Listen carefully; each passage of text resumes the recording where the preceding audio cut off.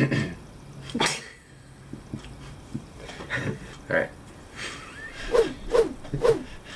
Alright, I'm ready. Are you sure? You ready? Hi everybody, I'm Aaron. This is my wife Jen, and we both live in Portland, Oregon, and we just became new foster parents. The purpose of this video is that we just wanted to share our story about how we became foster parents and how we got into this, and hopefully that will encourage some people who might be curious to know more about foster care and the foster system, and because I know there's a really big need. So we have been foster parents for about 4 months now. 4 months? We just wanted to tell you a little bit about our journey so far. We are not experts by any means. We have some friends who know a lot about it, but we are just in the beginning stages, and hopefully we just wanted to share a little bit about how it's been so far. I wrote a few questions down, and so we would have some guidelines for what we're going to talk about. Alright, so first question is, what is the problem? So what is the problem that's happening in our city, in the city of Portland? So the problem is that there are more children in foster care than there are foster homes to take them. Shortage of foster parents. We've always really loved kids. I'm a 5th grade teacher here in Portland, and you've been a preschool teacher. Can you tell everybody a little bit about your history with kids? What has been your role with kids in the past? I used to teach Head Start, and I also was a skills trainer for a mental health agency. Is Head Start always just like preschool age? Yes. Okay. We have a real heart for kids, not just our own kids, but kids in foster care and kids, any kids that need help, really. So when we both heard, I think we heard at church, right? We both heard about the problem of how there's such a huge need. I think the biggest statistic that I heard that kind of raised my eyebrows was when I heard that in the city of Portland there are about 20 kids every night, approximately. Is that not right? What was the statistic? How many kids each night? I think it was like 5 to 12 kids a night in Multnomah County. So about 5 to how many?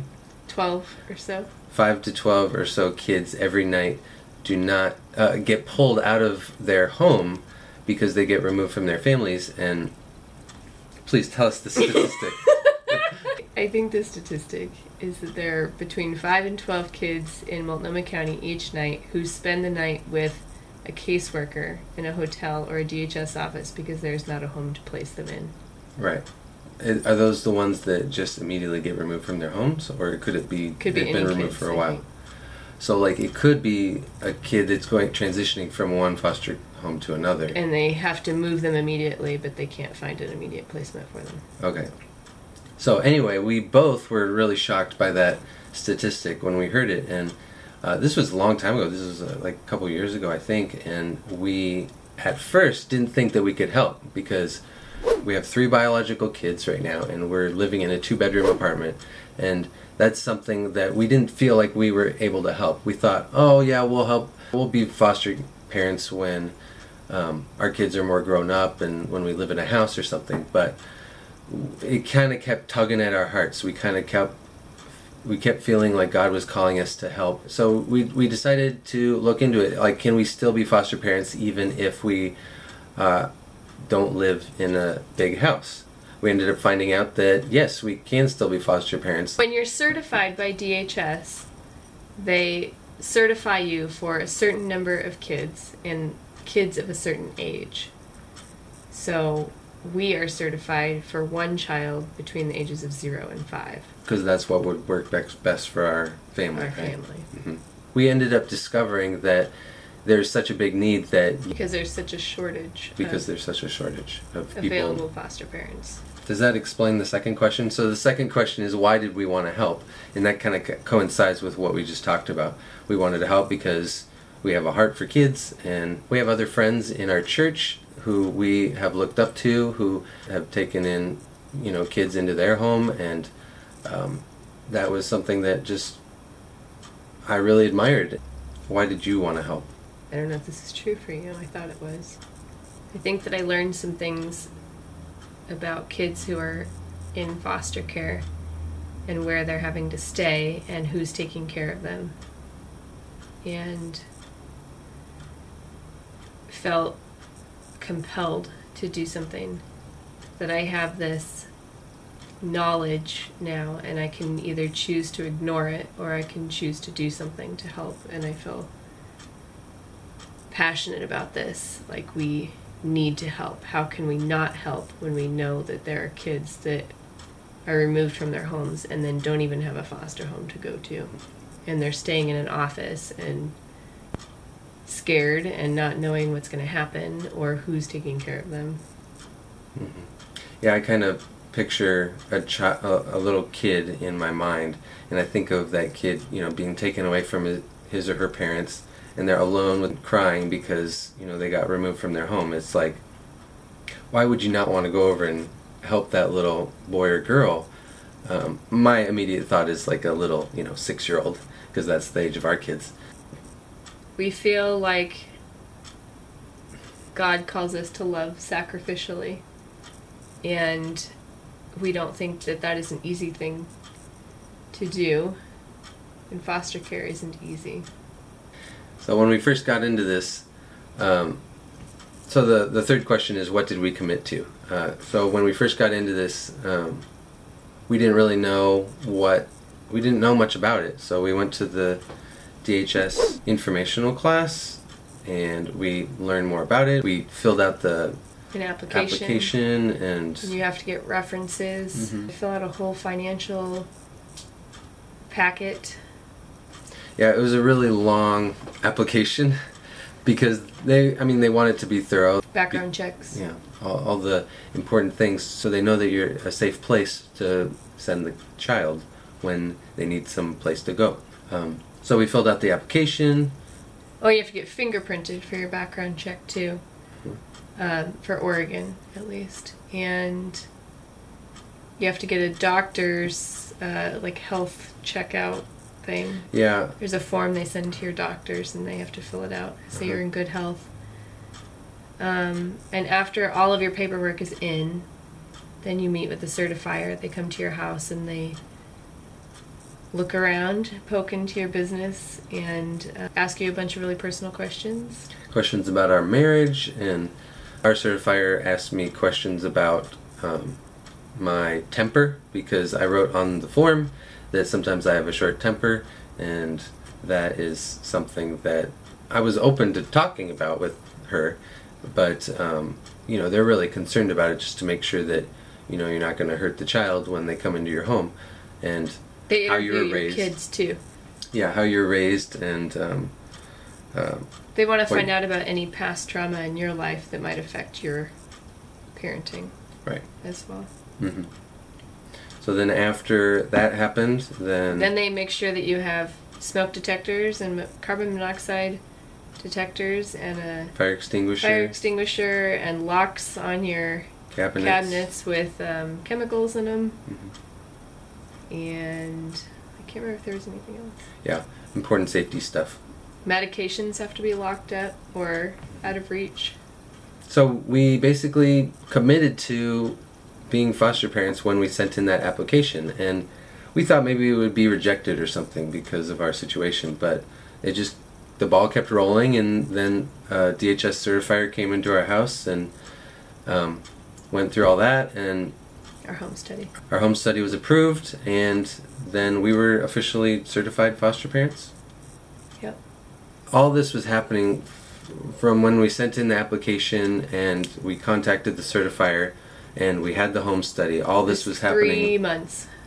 Yeah, in a From span the time of 3 months. we turned in the application to the time we were certified was 3 months. Okay.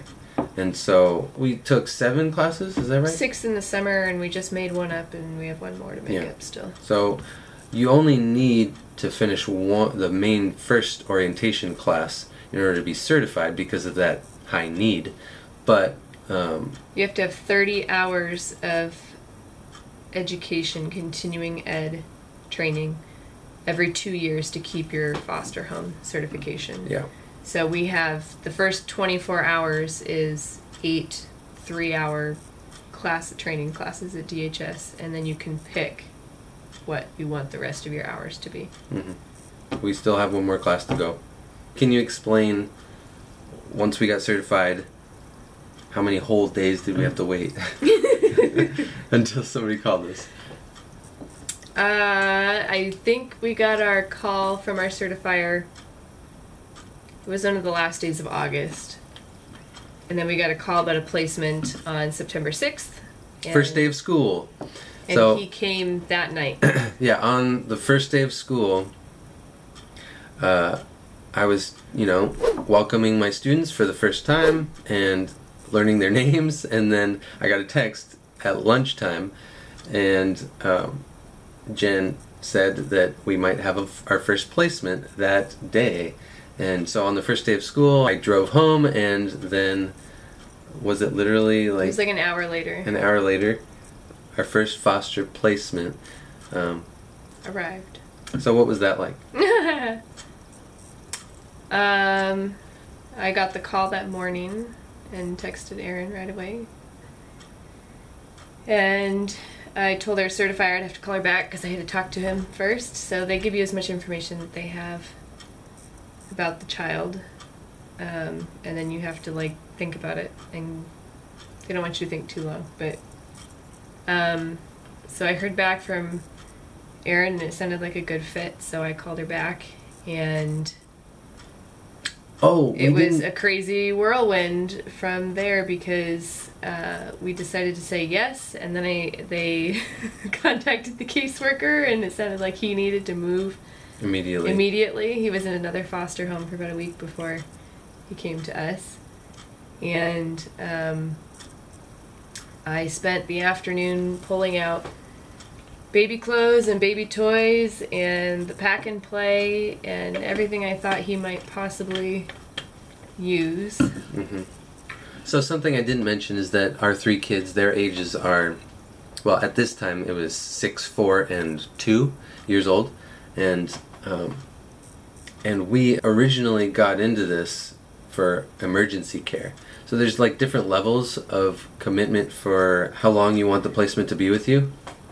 And we said that we want to just be involved in emergency shelter care, which is supposed to be short, 2 weeks, right? 3 weeks or less. Well, they told us short term on the phone when I talked to the certifier about the placement. Then we said yes, and the caseworker brought him over, and she said 30 to 60 days, which is longer than 3 weeks. That was 4 months ago, yeah. And it's been 30 to 60 days for 4 months now. Mm-hmm. And we don't know how much longer we'll have him. So next questions. How has it been going? What has been the best or worst part about these past 4 months? One of the best things for me has been the community of support that we have found. Our church has a monthly foster and adoptive parent support group, and we all get to sit around and eat dinner that's provided for us and have our kids taken care of, and we get to talk about what's happening with our foster kiddos. Mm-hmm. The highs and lows, the good stuff, the bad stuff. And you learn a lot of things about how the system works or doesn't work. And it's really nice having other people to talk to and share your burdens with and your joys with. It's more helpful than I thought it would be. And it's a nice break too, with free food. Yeah. Nice to have people that really understand what you're going through in dealing with DHS and birth parents and lots of unknowns. For me, the best part has been seeing my own children and that was gonna be my other best part.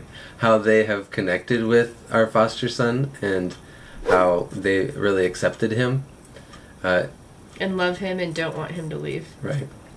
That's going to be hard when he leaves because it feels like he fits in our family really well. And the whole goal, the whole purpose of the foster care system is to reunite the child with their birth family, and that's something that is nice in our situation because he has regular visits with his birth parents, but But it's good to remind that to not only to ourselves but to the kids, to our kids who don't really understand the big picture and what's going on, but reminding them that we are trying to keep him safe and keep him healthy so that we can eventually reunite him with his birth parents once they get healthy too. So, what about the worst part? The worst part for Sleep. me has been lack of sleep, too many appointments, lots of visits, feeling like my entire life is run by DHS, and I don't have much freedom or time to do things with my own kids that I would normally have time for. Because he almost always has to be somewhere. And that's not true with every foster child. I think that with some foster children, when they get removed from their home, They may have visits maybe once a week, but very seldom. With go ahead. With our foster son, both parents are involved, so they each have their own visits. It's 3 times a week. He actually has 3 visits a week. And we just added occupational therapy onto that too, right? So is it 4 times a week? So 4 mornings a week he has an appointment. So that's busy. And I don't think that's really that typical. I think it's more busy than most kids. His age anyway.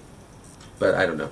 He's our first, so it's hard to gauge that. That's something that is helpful also with the support group, is that you find out what other families going through the care is like, and so they can give you a better idea of what is typical and what's atypical.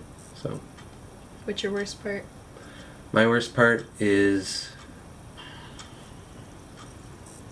Didn't think about this beforehand, did you? The worst part is seeing you have a hard time and struggle. Jen is a stay-at-home mom, and I didn't mention that earlier, and you work really hard in the home, and the worst part for me has been seeing you have a real hard time with not always being I'm trying to be serious here. I know, you're stumbling over your words though, so I'm saving you. Thank you. So, just seeing you have a hard time, and it just makes me feel for you, because you're at home with them and while I'm at work all day, and so anyway, but it's a good thing too, because of the fact that makes me want to step up more and help out more and be more involved and come home from work sooner, and not dawdle. Does that make sense? So that's my worst part, but it's also a good thing. So next question: what does the future look like? The main reason that I wrote that question is because we don't know what the future is going to look like. Why did you do this? Because it's going to appear on the bottom of the screen. Oh my gosh. The text right here. The text right here. Anyway. Start over. What does the future look like? No effing clue. Yeah, we don't know how long we're going to have our foster son.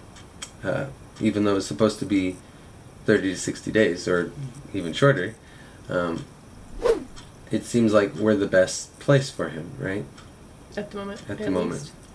And, it's more complicated than that, but basically, we don't know what the future is going to look like. And that's, real life. Like, that makes sense. That there's going to be a lot of variables, there's going to be a lot of factors that depend on, whether or not he can go to a safe, healthy home.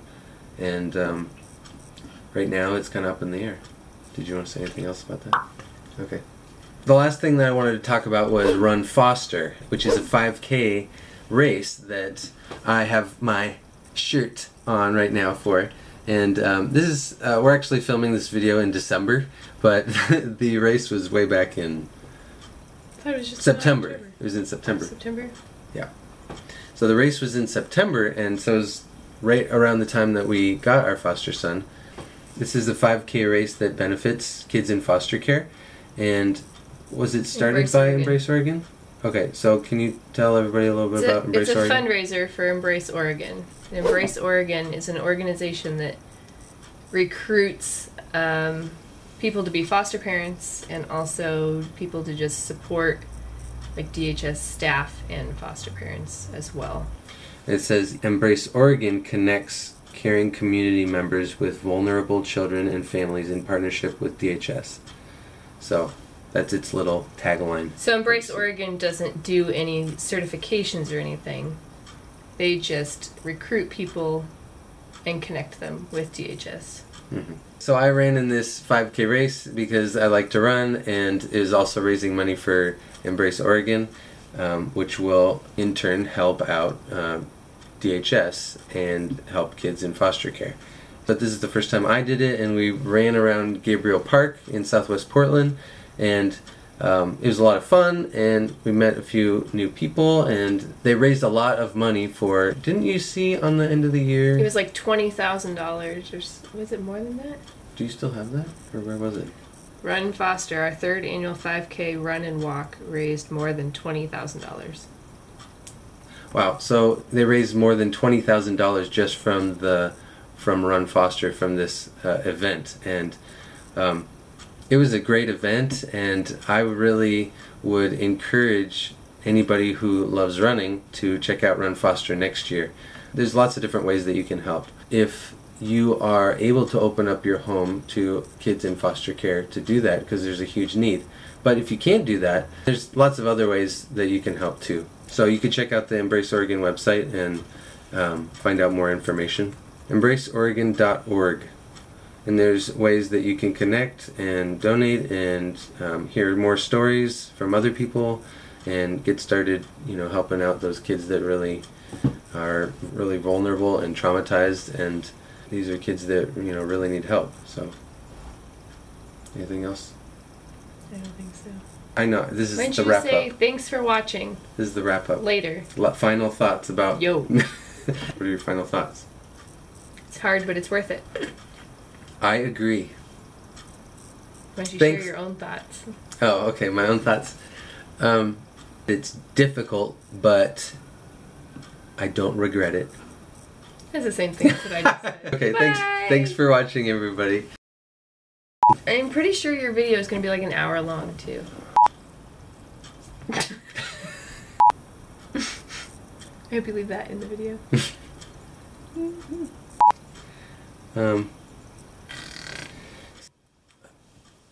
I just ran a race pushing them in the grass in the stroller.